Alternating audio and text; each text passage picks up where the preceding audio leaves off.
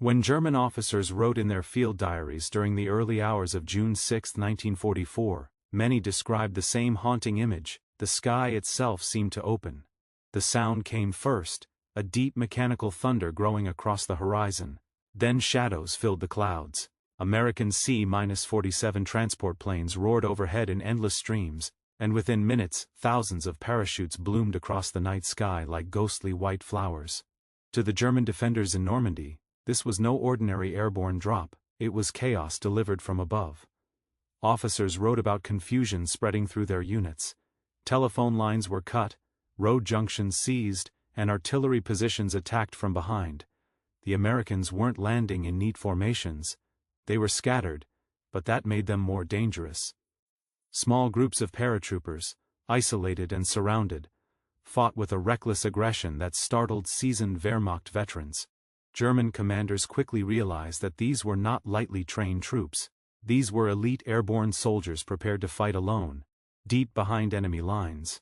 In private writings, officers admitted something rare: fear, not fear of numbers, but fear of unpredictability. The battlefield had changed overnight. The Americans had brought the war to their rear areas, and nothing felt secure anymore.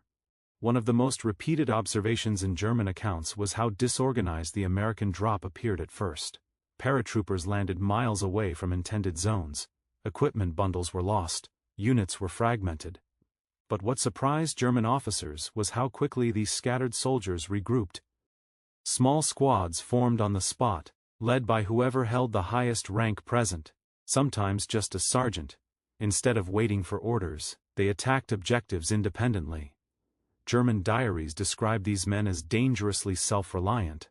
Unlike rigid European formations, American airborne troops operated with initiative. They sabotaged bridges, ambushed convoys, and seized crossroads without centralized command. German officers were trained in structured hierarchy. They expected enemies to crumble when command chains broke, but the Americans did the opposite. They adapted. One officer wrote that fighting them felt like fighting a swarm of hornets. No single decisive blow could eliminate the threat because it was spread everywhere. Fear grew not from their numbers, but from their autonomy. The Americans were comfortable in chaos, and that unnerved their opponents deeply. German commanders quickly recognized that American paratroopers were not ordinary infantry transferred into parachutes. Their training was evident. Diaries mention their marksmanship, aggressive patrolling, and disciplined use of small unit tactics. Airborne training in the United States had been brutal. Long marches, live fire drills, and relentless physical conditioning. The result was soldiers who could endure exhaustion and still fight effectively. German officers wrote that even when cut off, American paratroopers continued attacking. They defended captured positions stubbornly, often refusing to surrender even when surrounded. One account described a platoon that held a farmhouse for hours under artillery fire. The defenders inside were described as determined beyond reason. To the German mindset, such stubbornness bordered on fanaticism. Yet it was rooted not in ideology, but training and morale. The Americans believed reinforcements would come. That belief translated into courage. And courage, observed firsthand, created fear in those who faced it. Normandy's hedgerow country turned warfare into brutal close-quarters combat. Thick earthen embankments separated fields, limiting visibility to a few meters. In this environment, American paratroopers excelled. German officers wrote of sudden ambushes, grenades thrown over hedgerows, bursts of submachine gun fire from unseen angles. The Americans favored aggressive maneuver. They flanked positions rather than attacking head-on. They used demolitions creatively to breach defenses. For German troops accustomed to structured defensive lines, this felt like constant pressure. There was no clear front. Danger lurked behind every hedgerow. One officer confessed in his diary that sleep became nearly impossible. Patrols reported enemy movement at all hours. The Americans seemed tireless. Fear in combat often grows from uncertainty, and in Normandy, uncertainty ruled. The paratroopers turned terrain into a weapon, and German units felt hunted. More than physical damage, it was the psychological effect that echoed through German writings. American paratroopers wore distinctive uniforms and helmets with netting and camouflage. Their faces were often blackened. To German defenders in the darkness, they appeared almost spectral. Officers wrote that rumors spread rapidly. stories of entire units wiped out by airborne troops appearing from nowhere. Whether exaggerated or not, such rumors fueled anxiety. War is fought as much in the mind as on the ground. The Americans' sudden arrival deep behind German lines created a sense of encirclement even before Allied beach landings intensified. Officers admitted their troops were jumpy. Trigger fingers tightened at every sound. That tension eroded discipline. And when discipline falters, fear takes hold. German military culture emphasized obedience and centralized planning. American airborne doctrine encouraged initiative at lower ranks. Diaries revealed German frustration at this difference. Captured paratroopers were interrogated and found to have broad knowledge of mission goals. They understood the larger strategy. This meant even if officers were killed, operations continued. German commanders realized decapitation strikes, eliminating leaders, did not stop American momentum. One officer wrote, "Every man seems to know what to do." That adaptability disrupted carefully laid defensive plans. The Americans did not wait for perfect conditions, they acted. In battle, speed often equals dominance, and speed breeds fear in those caught reacting rather than controlling events. Several German diary entries described surprise at the Americans' refusal to retreat under heavy fire. Even when ammunition ran low, they fought stubbornly. One entry detailed an engagement where paratroopers held a bridge despite repeated counterattacks. The officer admitted he expected them to withdraw, they did not.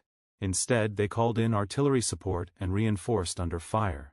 This resilience contradicted German expectations of newly arrived American troops. By 1944, Nazi propaganda had portrayed U.S. soldiers as soft and inexperienced. Normandy shattered that illusion. The men falling from the sky were hardened, motivated, and determined.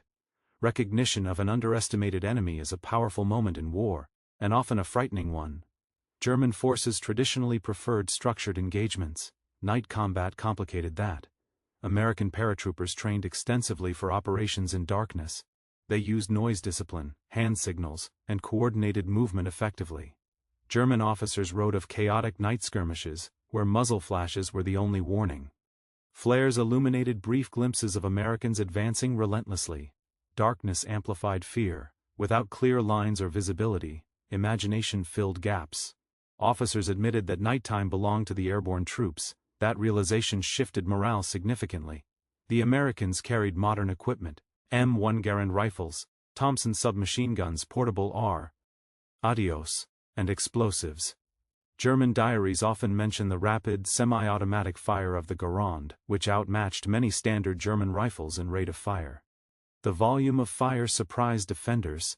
Officers noted that even small groups could generate intense firepower. Combined with mobility, this made them formidable. Technology, when wielded confidently, multiplies psychological impact. German writings frequently acknowledged American junior officers and NCOs leading from the front. Casualties among leaders did not halt momentum. Others stepped up instantly. This continuity impressed, and alarmed, German observers. Leadership resilience meant there was no single point of failure. The system itself was robust. Fear grows when an enemy appears structurally strong. For years, Nazi ideology dismissed American forces as industrial but uninspired. Normandy disproved that belief dramatically. German officers privately admitted respect for the airborne divisions. The gap between propaganda and reality widened. When illusions collapse, morale suffers. Recognition of American capability introduced doubt, and doubt fuels fear. As dawn broke on D-Day, German commanders realized the airborne drops were not isolated raids. They were the opening move of a massive invasion. Paratroopers had secured key roads and bridges, easing amphibious landings. Officers wrote about the precision of this coordination. The Americans had not descended randomly. It was part of a grand, synchronized assault. Facing such planning magnified apprehension. Soldiers talk. Reports from frontline engagements traveled quickly through German ranks. Accounts often grew in the telling. A fierce skirmish became a massacre. A platoon became a battalion. Fear multiplied through storytelling. Diaries reveal concern not just about combat but about maintaining morale amid escalating rumors.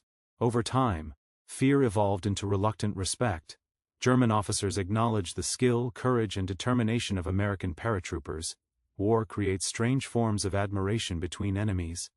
Many diary entries shifted tone, from shock to sober assessment, yet the underlying emotion remained. These were adversaries not to be underestimated. In the end, German officers feared American paratroopers, not because they were invincible, but because they were adaptable, aggressive, and psychologically disruptive.